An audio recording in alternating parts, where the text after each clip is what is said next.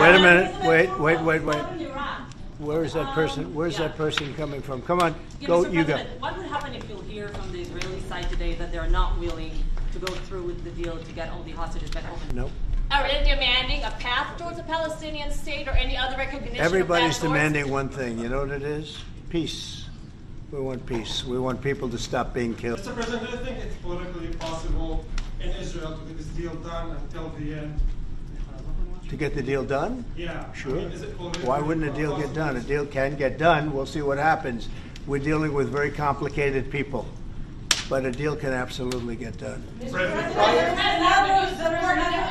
Prime Minister Netanyahu, we have heard Joe Biden and Donald Trump take credit for the hostage and ceasefire deal. Who do you think deserves more credit? I think President Trump added great force and powerful leadership to this effort. I appreciate it. He sent a very good emissary. He's helped it along.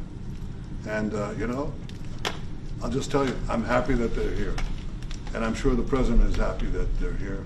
And I would think that's about enough. Prime Minister, what about Elizabeth Press taking a press conference in Israel and not in Washington. We would love to take a press conference to interview Prime Minister Netanyahu. A few more questions. Prime Minister Netanyahu, do you support going forward with this deal and getting all the hostages out? I support getting all the hostages out and meeting all our war goals.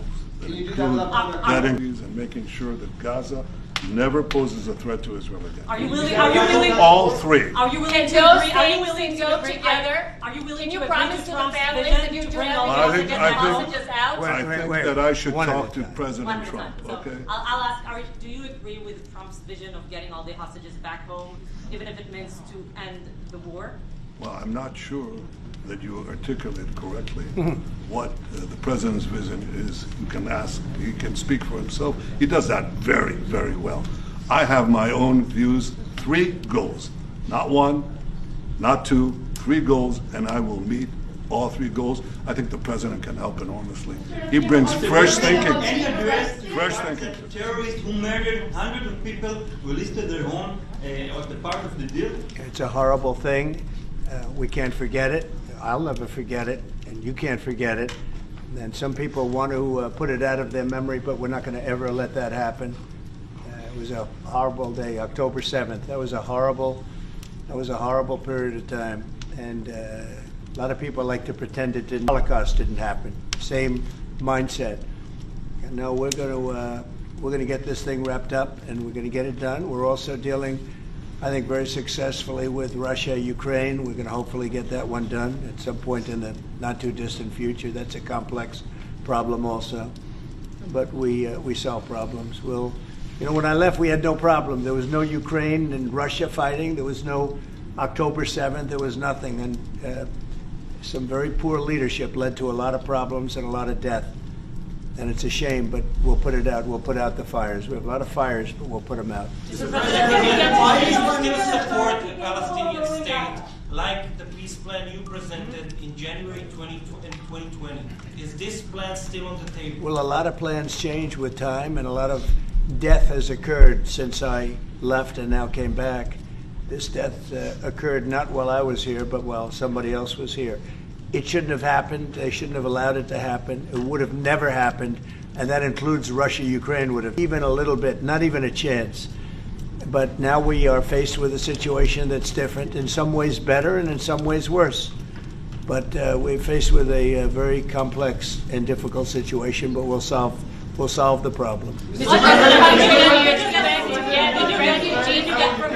Out of Gaza, if not Jordan, Egypt, what other countries you think might accept Palestinians from Gaza? Well, I think Jordan and Egypt will. I know they've spoken about it with you, and they say they're not going to accept. I say they will.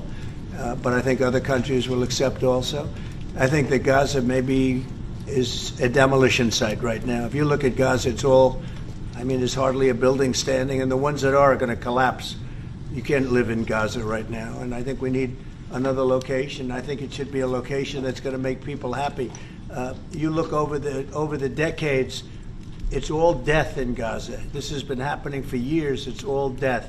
if we can get a beautiful area to resettle people permanently in nice homes and where they can be happy and not be shot, not be killed, not be knifed to death like what's happening in Gaza. And right now you have in Gaza a very dangerous situation in terms of explosives all over the place, in terms of tunnels that nobody knows who's in the tunnel. The whole thing is a mess. And I think that if we can resettle, and I believe we can do it in areas where the leaders currently say no. I mean, I've been saying that with Mexico, having to do with the border and all of the things, and you saw what happened, 10,000 soldiers, and they're going to do a good job. I really believe that, and I believe Canada is going to do a good job also. They said the same thing, and then they did something much different than what you were hearing. This is been very unlucky for them. They've lived like hell. They lived like you're living in hell. Gaza is not a place for people to be living. And the only reason they want to go back, and I believe this strongly, is because they have no alternative. What's the alternative? Go where?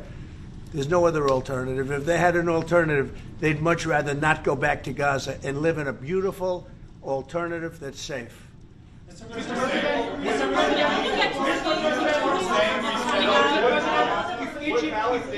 Peter? Would Palestinians have the right to return to Gaza if they left while the rebuilding was happening? It would be my hope. Why would they want to return? The place has been hell. It's been one of the meanest, toughest places on earth. And right now, I've seen every picture from every angle, and nobody can live there. You can't live there. So if we can build them through massive amounts of money supplied by other people, very rich nations, and they're willing to supply it. If we can build something for them in one of the countries, and it could be Jordan, and it could be Egypt, it could be other countries, and you could build 4 or 5 or 6 areas. It doesn't have to be one area, but you take certain areas and you build really good quality housing, like a beautiful town, like someplace where they can live and not die, because Gaza is a guarantee that they're going to end up dying. The same thing's going to happen again. It's happened over and over again, and it's going to happen again as sure as you're standing there, Peter. So I hope that we could do something where they wouldn't want to go back. Who would want to go back? They've experienced nothing but death and destruction. If Egypt and Jordan tell you no, what will you do then? Well, I don't think they're going to tell me no. President, I don't think they're going to tell me. I think they're going to tell Biden no, and I think they're going to tell other people no. So you think it will happen at the end? I think there's a good chance. Yeah, How I'd like to many see it people happen. are you thinking about? All of them. I mean, we're talking about probably 1.7 million people, 1.7 million, maybe 1.8 million. But I think all of them. I think they'll be resettled in areas where they can live a beautiful life and not be worried about dying every day. Wait.